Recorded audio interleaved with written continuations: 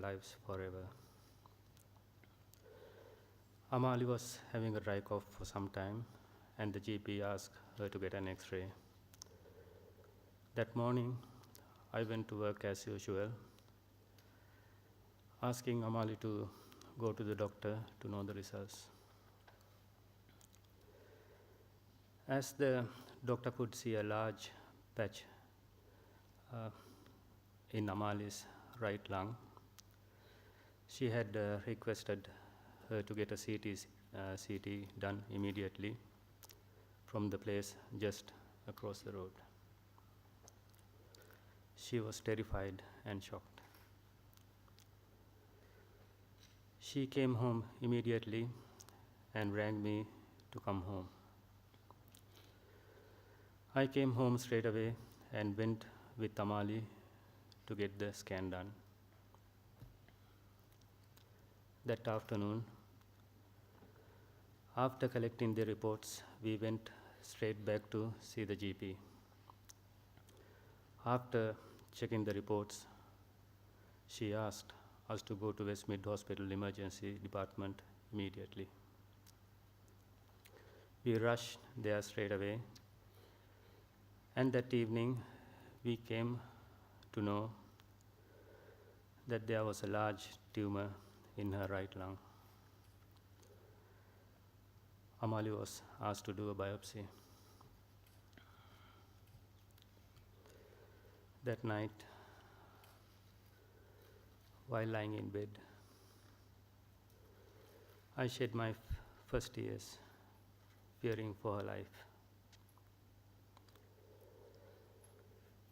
Like most of you are, we thought lung cancer is something that only smokers do get. She never smoked in her life, was never exposed to smoking at home, as all her brothers and her father have been non-smokers.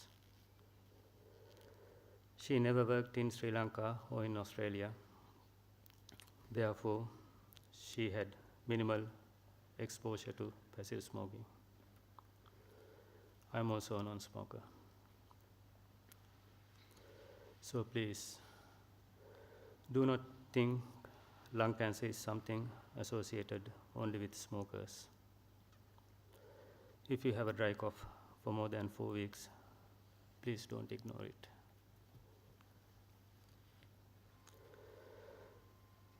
The next day, I attended to my office work from home, but I couldn't do much. I was confused, sad, scared, and I couldn't concentrate. I was in a daze.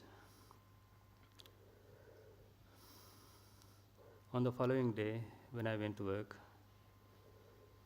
my manager at that time in Ralh came to my desk and asked about Amali. When I told him what happened, what was happening, he was visibly very, very upset. He told me to get leave anytime I want or work from home without coming to office. He told me that Amali was more important than work and asked me to look after her well. He wanted me to let him know if I need anything else from him. Indranil, I can't thank you enough for all the support you gave me. If I didn't get that support and flexibility, our lives could have been more chaotic.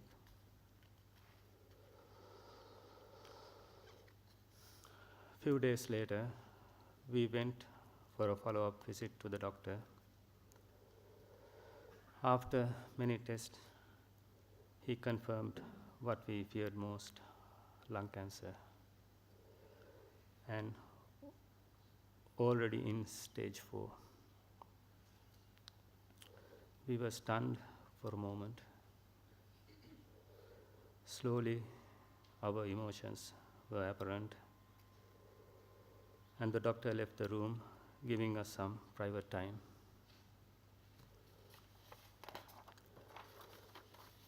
The first thing Amali said to me was, "Mata sama venna Nishan." That means, "I am sorry, Nishan." That was the last thing I expected to hear from her. I asked, "What for?" Then she said, "I know your mother also died of cancer." I was speechless. I didn't know what to say. She always put others before her. When her life was threatened, she was thinking about my loss rather than her own. Since then, our lives changed dramatically.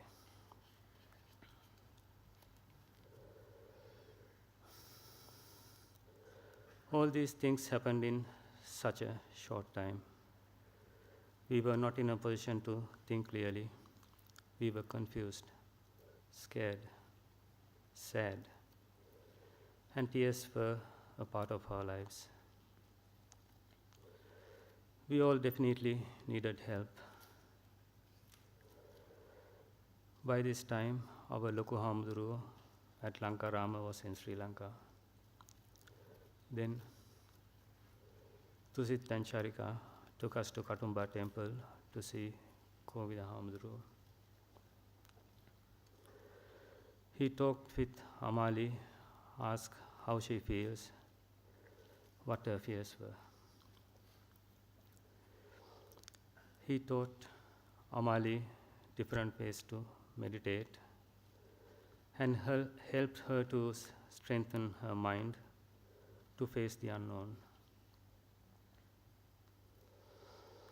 From that moment, Amali started to think differently. In fact, we all did. Suddenly, our tears dried.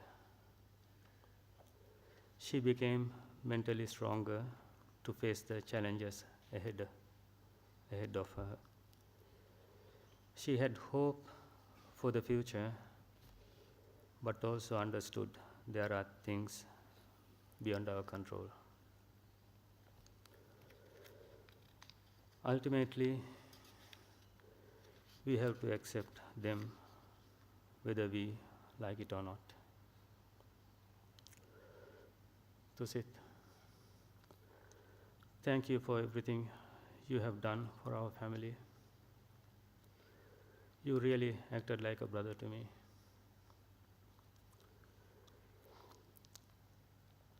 Later, our Dhammagavesi Loku Hamuduru and Sri Dhamma Hamuduru from Lankarama temple and Kovida Hamduru and other monks from Katumba came to our place and hospital several times to bless Amali and chant Prit.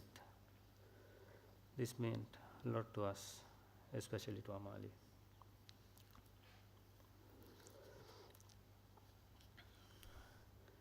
It was impossible for me to look after Amali, take care of the kids, manage the house, go to work every day, cook, etc.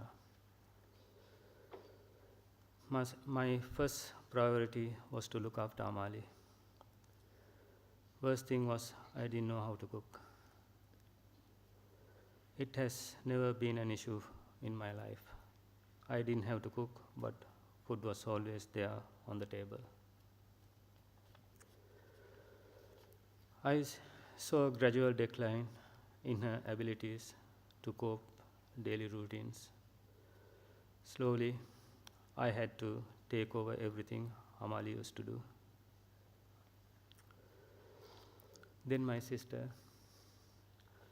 volunteered to look after my kids, so they stayed at my sister's place during weekdays and came back home to spend the weekends with us. Thank you so much, Akka and Shantaya, for everything you all have done. You both have been the pillar of strength. and the guidance to our family. And I'm ever so grateful to you both. Luan and Omesha, I thank you both for being a brother and sister to my children and caring for them the best you could.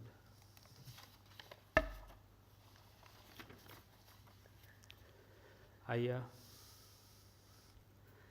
I thank you for being here, being by our side when I needed you most. Although you live so far away from home, you did not think twice, but came straight away to be with us. You showed us what family bond is and stood by my side to share the tough times.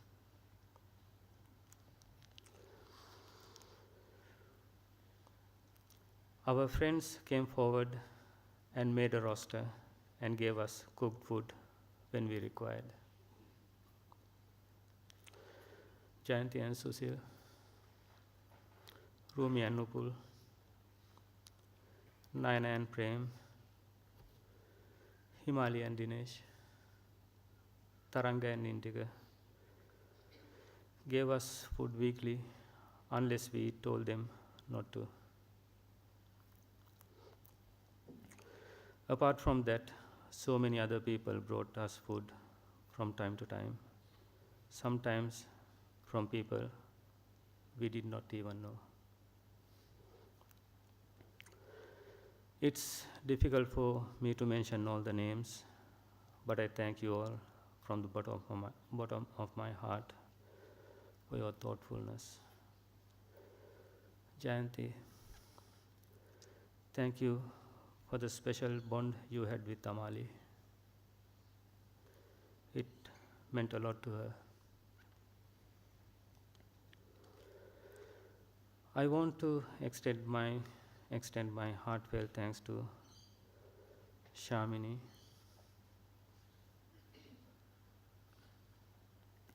who looked after Amali throughout.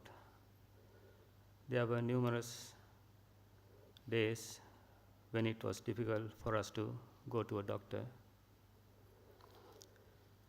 And any day or night, you were just a phone call away. Even when Amali was admitted to the hospital for the very last time, you were not in Sydney. That morning, you and Upul came to hospital straight from the airport. You have no idea what you meant to Amali.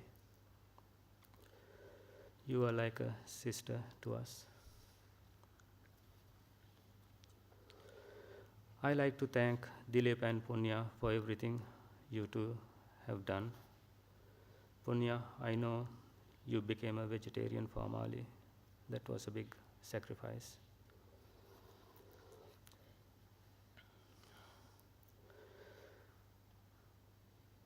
I also like to thank my manager at work, David, and previous manager, Bala, for their continuing support and flexibility given to me. That made a difference in our family. Thank you both so much. I really appreciate it. I apologize to my work colleagues as they had to face numerous difficulties, as most of the time I was either working from home or on leave. Amali wished for a simple funeral. What I see now exceeded all her expectations. Since she passed away, our house was filled with family and friends, and they were doing all the planning, arrangements, etc. on behalf of me. Yesterday at viewing, I was really surprised to see the big crowd who came to pay their last respects to her despite the heavy rains.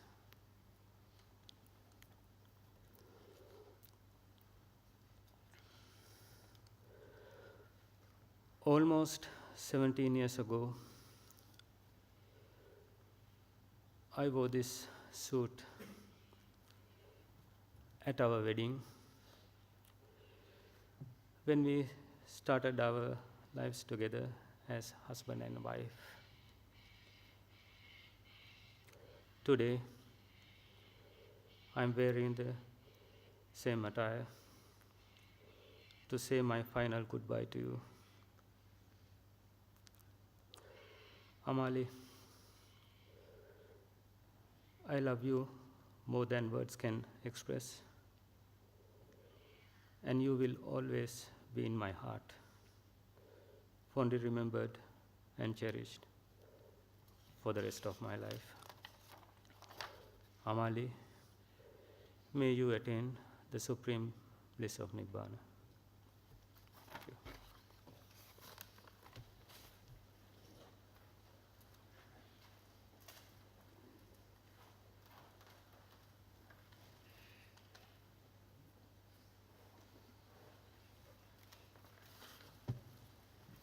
මහා සංඝරත්නයන් අවසරයි. I would like to acknowledge Bhantes of Katumba Temple, Venerable Kovida, Thero and Vimal Thero, and Venerable Siridhamma and Supesala Theros from Lankarama Temple for their presence today for Matakavastra Puja, and also for visiting Westmead Hospital to chant Piri. Kovida Thero also visited Amali at her home and comforted her family with brief Dhamma sermons on several occasions. I would like to express our utmost and deepest gratitude to our cousin, Dr. Shamini Mendis, who medically looked after Amali since her terminal illness was diagnosed 18 months earlier.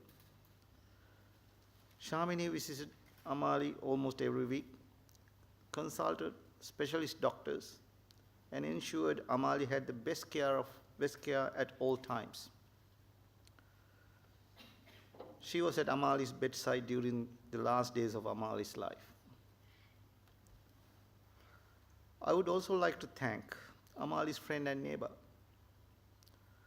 Dr. Rumi Lina Gamage and her family, for supporting her both medically and spiritually throughout those difficult times.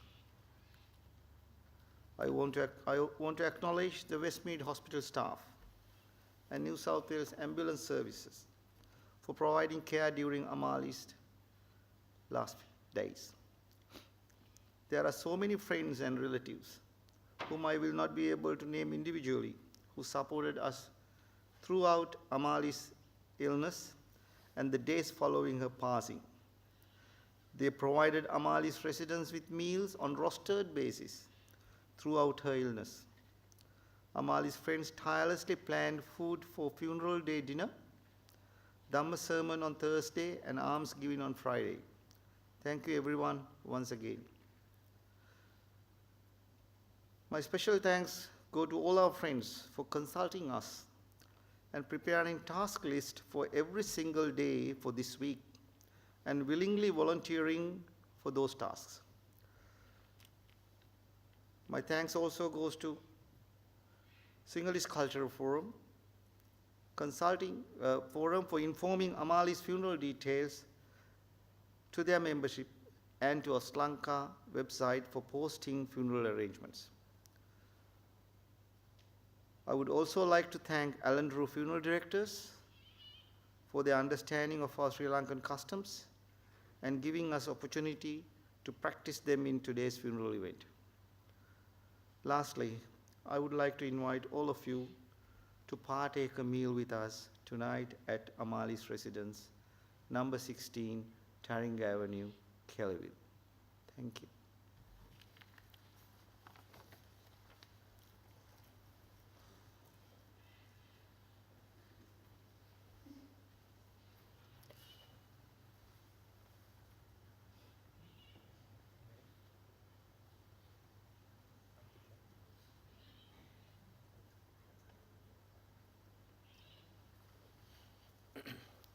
Ladies and gentlemen, I'd actually now like to call upon all of you to pay your last respects before the cremation ceremony. Thank you.